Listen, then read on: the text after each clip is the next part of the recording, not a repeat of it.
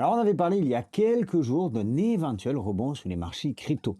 C'est pas encore le cas, on y a cru, de toute façon, ça manque de force et tout ça, ça s'explique très simplement. Au moment où j'enregistre cette vidéo, Bitcoin s'échange à peine au-dessus des 75 000 dollars.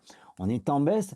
D'ailleurs, j'étais en train de finir de prendre mes notes pour cette vidéo et voilà que Bitcoin repart brutalement à la baisse. Alors, ça change pas grand-chose sur le contenu de cette vidéo, mais je trouvais qu'on avait tout de même quelques bonnes nouvelles, on va dire, ou peut-être plutôt des nouvelles un peu moins inquiétantes que ces derniers temps. Alors côté macroéconomique, il semblerait, et je dis bien il semblerait, que ça se calme un tout petit peu. L'Iran et les États-Unis sont dans une sorte de statu quo. D'ailleurs, peut-être parce qu'on a appris que la Chine et la Russie sont aussi positionnés dans le secteur et que donc Trump aurait fait un petit peu machine arrière sur son intention d'envahir l'Iran. Alors même si on vient d'apprendre à l'instant qu'un drone iranien aurait été abattu par la marine américaine tandis qu'il survolait un porte-avions, c'est d'ailleurs ce qui a quelque peu déstabilisé le marché aujourd'hui en cette fin d'après-midi. C'est même peut-être le début d'une nouvelle vague baissière sur Bitcoin. De l'autre côté, comme je te le disais, on a tout de même des nouvelles qui semblent, on va dire, un peu moins pires que d'habitude. Les États-Unis ont conclu un accord commercial concernant des droits de douane avec l'Inde à hauteur de 18%. Certainement peut-être un petit peu pour contrer l'Europe qui a signé un accord commercial avec l'Inde il y a à peine une dizaine de jours. Alors disons que globalement, Trump semble marquer une pause. Pourvu que ça dure, un petit peu de calme, ça fait pas de mal. Alors avec Trump, on sait que ça dure jamais bien longtemps. Mais bon, d'ailleurs, cette histoire de drone, je ne sais pas trop comment ça va évoluer. À l'heure où je fais cette vidéo, il est trop tôt pour en connaître l'exacte implication, l'exact impact sur les marchés. On ne sait d'ailleurs pas si les États-Unis vont contre-attaquer, etc., etc. Bon, il reste tout de même, il reste les problèmes du Japon avec la fin du carry trade, donc on en a déjà parlé ici sur la chaîne, le fameux débouclage, le retour des capitaux au Japon. Et d'ailleurs, c'est pas pour rien que le Nikkei a établi un nouveau record cette nuit. Je t'en ai parlé ce matin sur le Telegram Objectif Lune. Je te laisserai d'ailleurs le lien du Telegram en description et en commentaire épinglé. On y est plus de 8000 dessus. Il est totalement gratuit. J'y partage un concentré d'infos, crypto, macroéconomique ou encore géopolitique en davantage instantané que sur YouTube qui demande un petit peu plus de travail. D'ailleurs, c'est aussi les mêmes thèmes que je reprends sur cette chaîne. Je m'appelle Sylvain et je te souhaite la bienvenue ici sur Objectif Lune. Si tu apprécies ce genre de vidéo où l'on vulgarise un maximum, eh bien, je t'invite à t'abonner en cliquant par ici. Rejoins-nous, active la petite cloche pour ne louper aucune de nos prochaines vidéos. Et puis si tu veux nous soutenir, si tu veux pousser cette vidéo, le meilleur moyen c'est de lâcher un like. L'algorithme de YouTube adore ça et nous aussi. Et je t'en remercie. Alors comme je te le disais, après le crash que l'on a connu la semaine dernière et particulièrement samedi, le marché semble plutôt calme. D'ailleurs, quand on compare la volatilité du Bitcoin et de l'or, eh bien, on se rend compte que l'or est beaucoup plus volatile que Bitcoin sur les 30 derniers jours. Sa volatilité a dépassé les 44%. C'est un sommet historique depuis la crise de 2008 contre seulement, entre guillemets, seulement 39% pour Bitcoin. Et ça, c'est assez révélateur. Alors, on pourrait penser qu'on a atteint une certaine maturité sur Bitcoin, que les institutionnels font que le marché est plutôt calme, mais non. Pour rappel, la capitalisation de l'or, c'est environ 17 fois la capitalisation de Bitcoin. D'ailleurs, lors des derniers gros mouvements de marché sur l'or, en une seule journée, l'or a perdu l'équivalent de la capitalisation totale de Bitcoin. Donc ça veut dire que derrière, eh bien, Bitcoin, avec une plus petite capitalisation, devrait être davantage volatile. Eh bien, ce qu'il se passe aujourd'hui sur Bitcoin est assez significatif pour les cryptos. Il y a tout simplement de moins en moins d'intérêt pour les crypto-monnaies, de moins en moins de monde sur les marchés des cryptos. Alors dans cette vidéo, on va faire un tour de quelques data on-chain. Ce que l'on appelle data on-chain, ce sont des données vérifiées. Tout ça, histoire de faire un point après la semaine très agitée qu'on a eue. Alors si tu te sens un petit peu seul au monde en ce moment, si personne ne parle de crypto autour de toi, eh bien c'est tout simplement parce qu'on n'est plus dans l'euphorie qu'on a connue il y a quelques mois ou lors des autres bull runs. Mais bonne nouvelle, alors on va chercher les bonnes nouvelles un petit peu là où on peut, on creuse. Bonne nouvelle, ça veut dire qu'on est aussi peut-être pas complètement en bas, qu'on n'a pas encore vraiment craché. Parce qu'en général, tu peux me croire, quand ça dérouille sévère, eh bien tout le monde va venir te voir et te demander comment ça va. Si tu vois ce que je veux dire, je pense que tu comprends tout à fait cette situation-là. Donc comme je te disais, on va explorer quelques datas aujourd'hui. Je te préviens de suite, c'est pas réjouissant. Mais à un moment, il faut aussi se regarder en face et se dire les choses. Les volumes de trading des crypto-monnaies au comptant, c'est-à-dire spot, sur les principaux exchanges, sont passés d'environ 2000 milliards au mois d'octobre 2025 à 1000 milliards en cette fin janvier 2026. Et ça démontre clairement un désengagement de la part des investisseurs. Et donc, derrière, eh bien, une demande beaucoup plus faible. Binance, par exemple, a sorti plus de 200 milliards de dollars de volume sur Bitcoin au mois d'octobre. Et maintenant, c'est tombé à environ 110 milliards. Alors forcément, quand il y a un manque d'intérêt sur le marché des crypto-monnaies, eh bien, ça continue de pousser à la baisse. Faut se dire les choses, on investit en crypto la plupart du temps pour faire de la plus-value. On va pas se mentir, on n'est pas là pour amuser la galerie.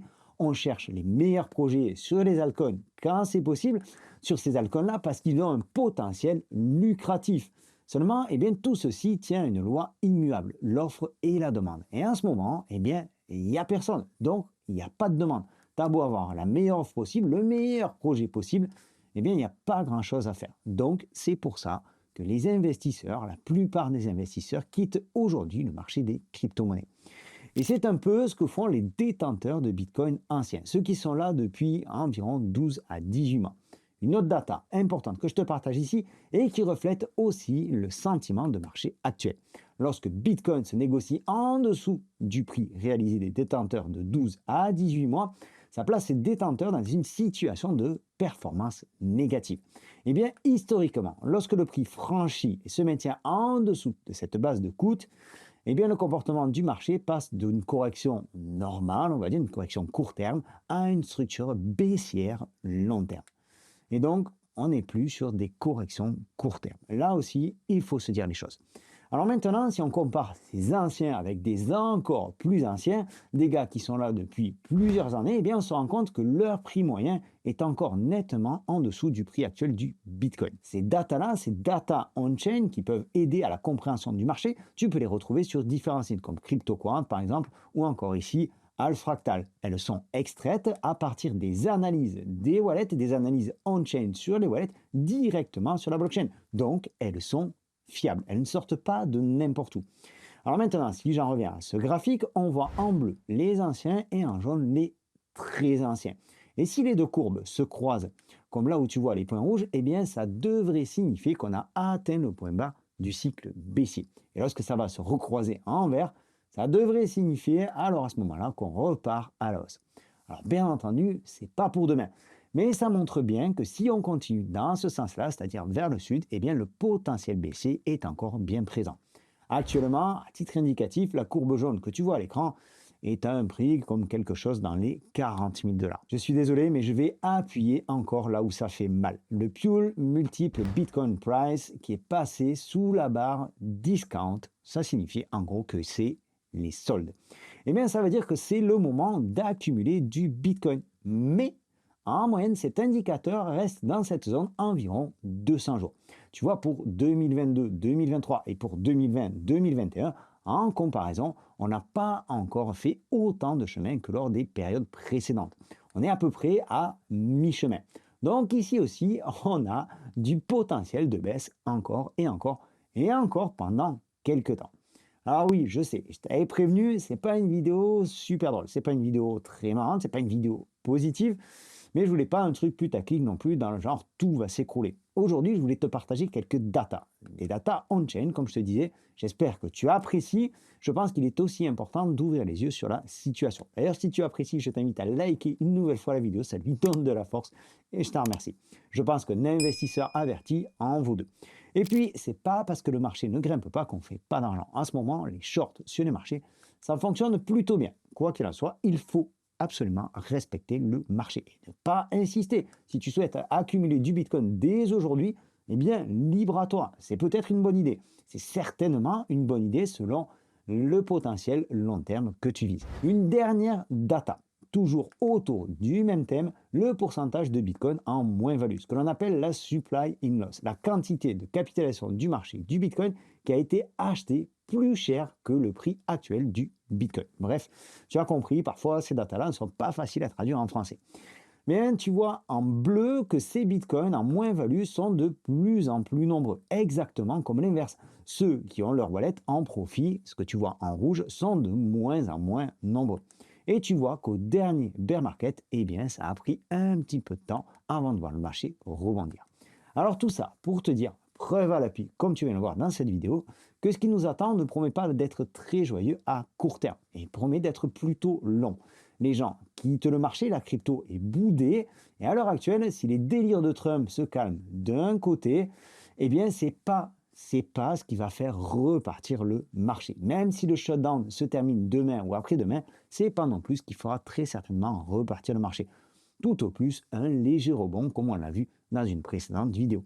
Il manque encore et toujours de la liquidité pour le marché des cryptos, c'est-à-dire de la liquidité pour les marchés à risque, c'est-à-dire beaucoup de liquidité. Et il manque surtout un élément déclencheur comme a pu être l'élection de Trump en novembre 2024. Alors certes, on a vu ce que ça a donné par la suite, mais entre novembre 2024 et le mois d'octobre 2025, on a quand même bien mangé. Alors on l'a vu en cette fin d'après-midi, ce fameux drone iranien abattu par les États-Unis, et c'est le marché qui plonge de nouveau. Une news et ça plonge. Rien ne soutient le marché. Et en plus, comme je te disais, aucun catalyseur ne semble vouloir pousser ce marché au nord. Et ça, c'est parfaitement une situation de bear market. On n'a pas de news positive et le moindre petit grain de sable provoque un enrayement complet de la machine. Il va falloir s'y habituer. Voilà, c'est tout pour aujourd'hui. J'espère tout de même que cette vidéo t'a plu, même si le concept global n'est pas très joyeux. Alors si c'est le cas, je t'invite une dernière fois à liker cette vidéo. Pense à t'abonner en cliquant par ici. Active la petite cloche pour ne rater aucun prochain contenu. On se retrouve dans une prochaine vidéo. D'ici là, plus que jamais, prends soin de toi et tes cryptos. Ciao!